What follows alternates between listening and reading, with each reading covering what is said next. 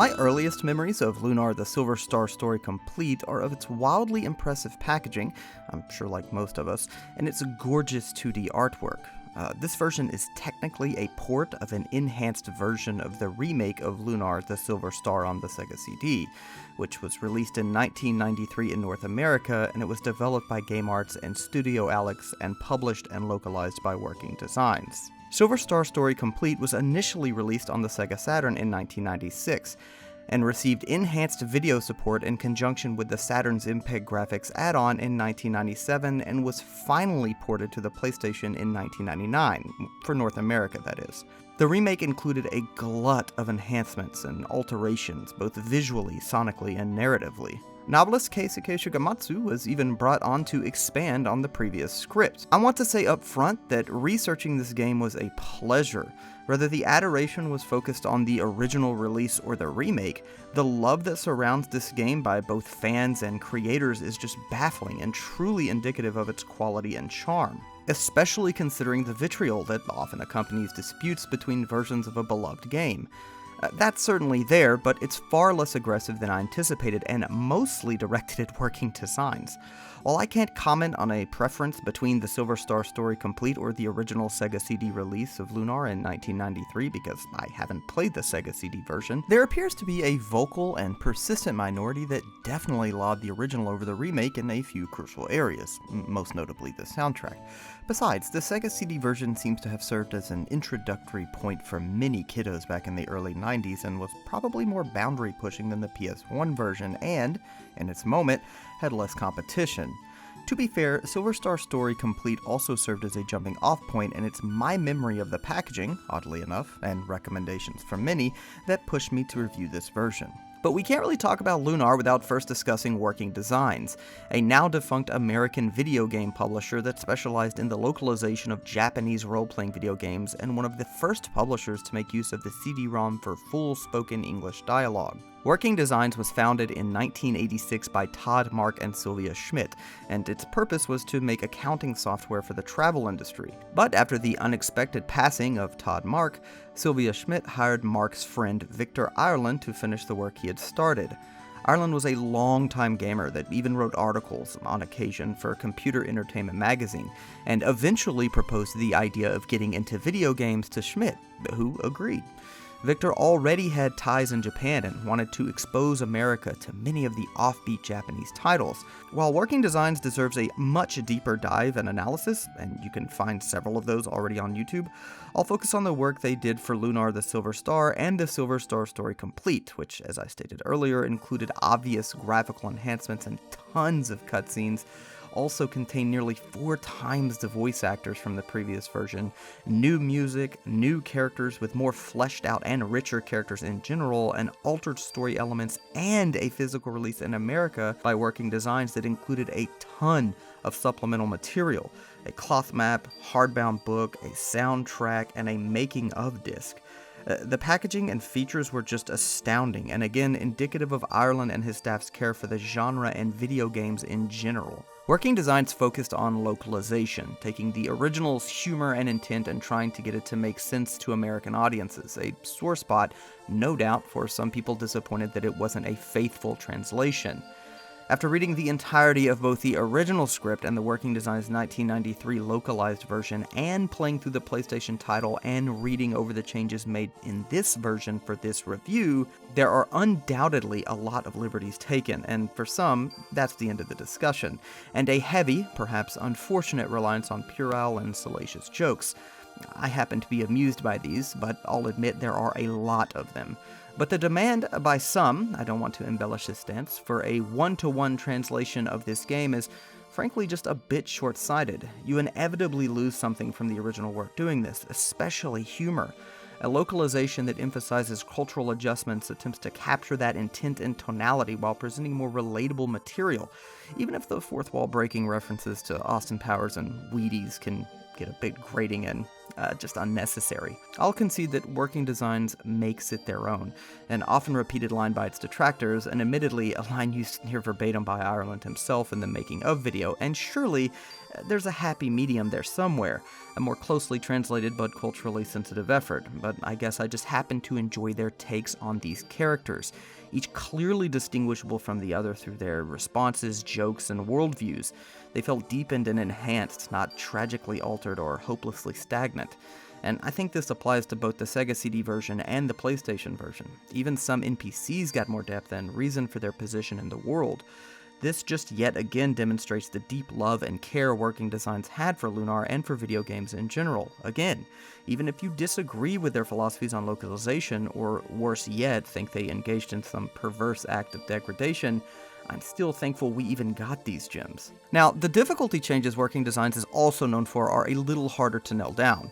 Were they increased to discourage renting, an all too often cited reason for difficulty increases in a common enough practice during that era, or was this a legitimate attempt at a more balanced experience? Considering the odd 40% increased damage across the board in Silver Star Story Complete that inevitably leads to some really tough and unforgiving spikes, I'm not sure it was a well thought out balancing effort if we're disregarding the more cynical take. Though, truth be told, I rarely needed to grind until the last third of the game, and as an experience, it often adds a bit more urgency in otherwise mundane grindfest. Perhaps a less seemingly perfunctory alteration would have been more graceful and a less bumpy ride, but again, I can't speak on the intent authoritatively, and ultimately, I have a great deal of respect for working design's efforts.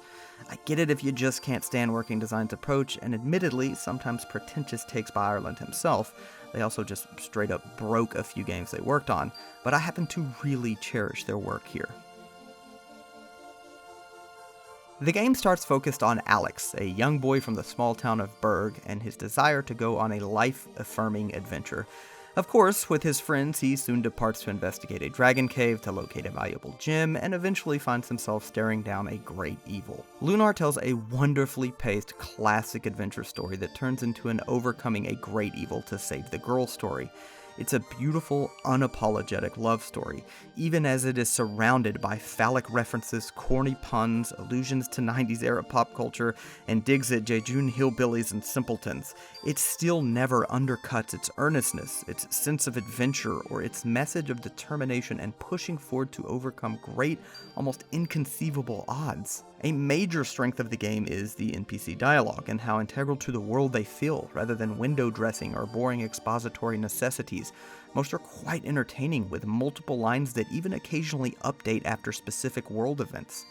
Each main character is also sharply differentiated as well, strongly presenting a diverse, funny, and eventually emotionally compelling cast.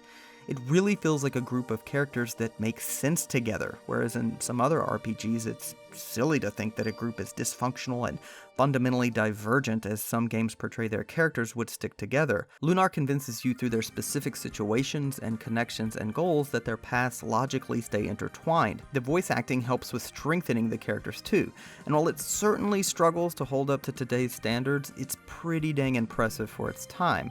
Not only in quality but in quantity, and the cutscenes were fantastic as well. The creators also did a superb job in constructing unique and alive towns, significantly helped by NPC interaction, and a beautiful world map. This game is a treat visually, with sharp sprites and vibrant landscapes, and poignantly complemented by the game's music, which Noriyuki Uedari took on all by himself, composing nearly 100 new songs for the remake, although Uedari would later state that he was not terribly pleased with the PlayStation's finished musical product, and preferred the PSP's release of Lunar, called Silver Star Harmony, as more representative of his love for Lunar.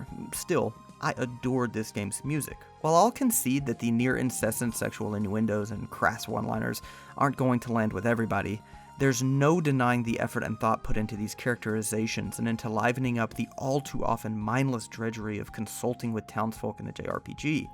The story isn't going to shock you, and to be fair, its intent isn't to do that, and by now, we're all too familiar with the roles these characters are filling and the path the stories take. It still held some revelations, very clever revelations, and delivers a near-perfect, exquisitely told classic story with genuinely touching moments and rewarding, epic payoffs. This version made several important gameplay changes and refined many other areas of combat, but still retained that classic turn-based approach from the previous version. There are no random encounters for starters, with enemies clearly visible on screen and generally easy to avoid. It also includes an auto-battle feature that came directly from Lunar Eternal Blue. Battles are generally quite snappy and fast-paced, with the game even remembering your previous inputs, which is really nice, as unfortunately the process of defeating most enemies is exactly the same, and that can also be said for how you tackle bosses.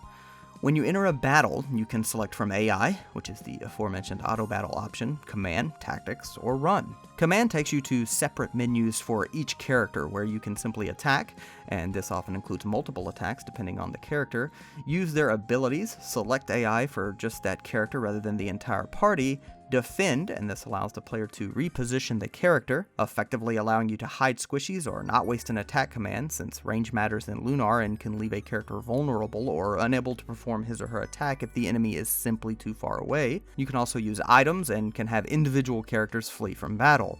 You can adjust your formation prior to battle, and even though this rarely has major implications, it ensures the player will get all, or most, of their attacks off. I found that by late game, this really only mattered for Jessica, as her range isn't as long as Kyle's or Alex's. Null, Alex's winged cat-like companion, will also occasionally use healing items and revive downed characters during battle, and always revives fallen teammates at the end, making sure they receive experience.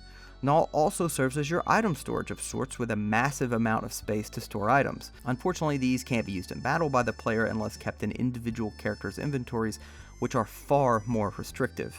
Not a major problem, but did include some frequent menu hopping in between battles. Lunar inevitably falls into many of the familiar JRPG cycles, and that's obvious and far from a bad thing. It's a rewarding and immensely addictive dance. It's fast-paced, gets the player in and out of combat in a hurry, and has several options to simply wipe out entire groups of enemies in 2 to 3 turns late in the game, making sure that even as enemies become much stronger, you're not stuck in combat for long periods of time.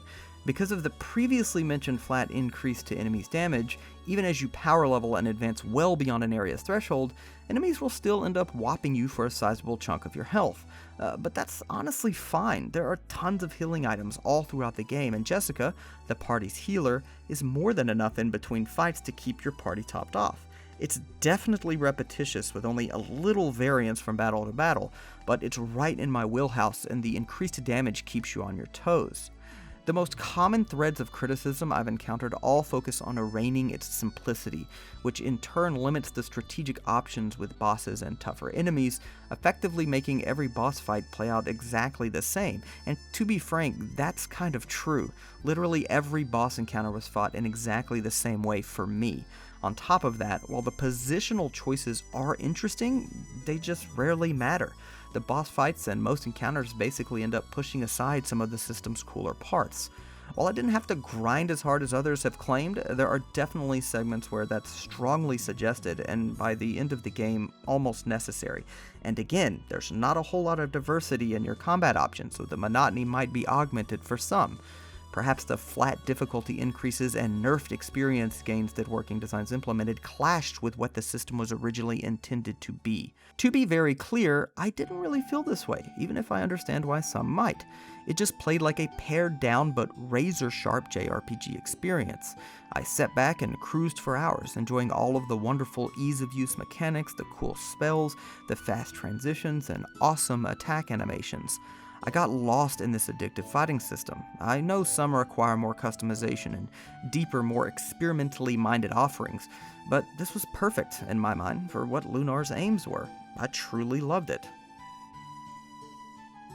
At a time when JRPGs were getting grittier and darker and tackling complex moral and psychological dilemmas, Lunar kept its focus on a warm and insurmountable hope to overcome a clear evil, a deep and persistent positivity, an ingrained love of life and adventure, and the charm that resulted is undeniable. Toshiyuki Uchida, who was COO of Game Arts, wanted Lunar to be a piece of art that happens to be expressed as a video game, and Yoichi Miyagi, the CEO of Game Arts, stated that Lunar was created in order to inspire positivity and the ability to look to the future. If these were the goals, it was a grand success.